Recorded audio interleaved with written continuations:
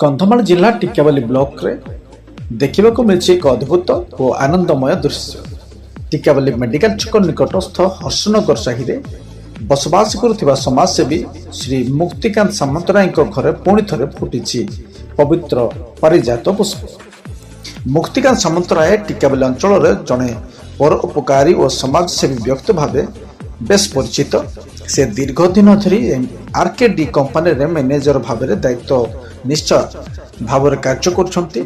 सूचना अनुसार गत 3 वर्ष धरी चैत्र मासरे घरे यही पारिजात पुष्प फुटुवा देखा जाउछि। एही वर्ष मध्य यही पवित्र फूल फुटी घर को शोभा पाउछि। यहां देखि मुक्तिकांत बाबू और धर्मपत्नी अत्यंत खुशी अनुभव करथिले।